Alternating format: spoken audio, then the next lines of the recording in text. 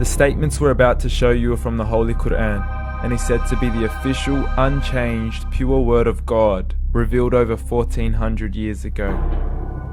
Claiming to be the word of God is a heavy statement, and without proof, or if a single contradiction is found within the book, the apparent word of God will be proven false. So without further ado, let's put the book to the test.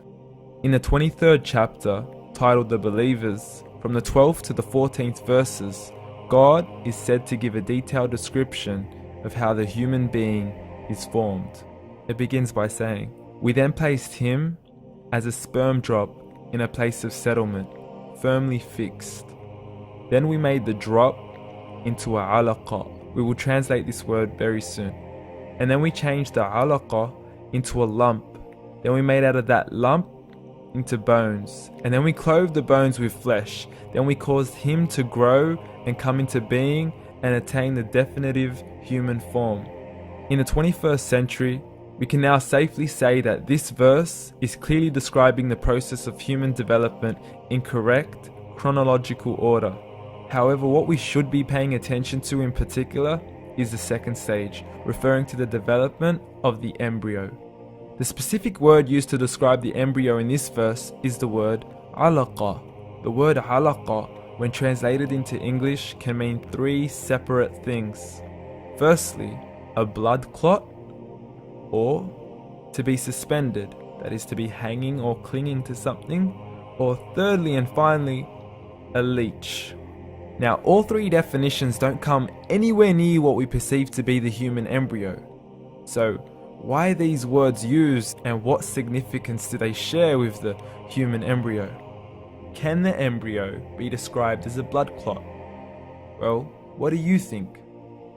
In the 3rd week of embryonic development, a tubular heart joins with the blood vessels to form a primordial cardiovascular system, and by the end of the 3rd week, the blood is circulating and the heart begins to beat on day 21.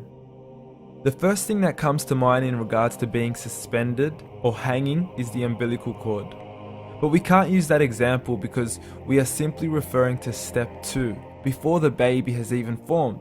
But we now know today that the umbilical cord is formed from the connecting stalk. And the connecting stalk is formed as soon as the embryo is formed. The embryo's connecting stalk has even been described by John Allen and Beverly Kramer as an object to suspend the developing embryo in the extra embryonic column. So an embryo is suspended and does have a strong resemblance with a blood clot. What on earth would an embryo have to do with a leech? Figure A shows the structure of an embryo at 25 days. Figure B shows a leech. Now please note once again that the embryo in this stage is no greater than the size of a kernel of wheat. This is an X-ray of the embryo at 22 days. This is the internal structure of a leech. It's mind-blowing stuff, but you still haven't seen anything yet. This is the head of the embryo at 22 days. The detail you are seeing right now is absolutely impossible to be seen with the human eye and can only be seen with a microscope. This is the back end of a leech. There's no other words used to describe this other than mind-blowing. The pictures we have shown you are impossible to be seen with the human eye or even to be predicted by the human mind.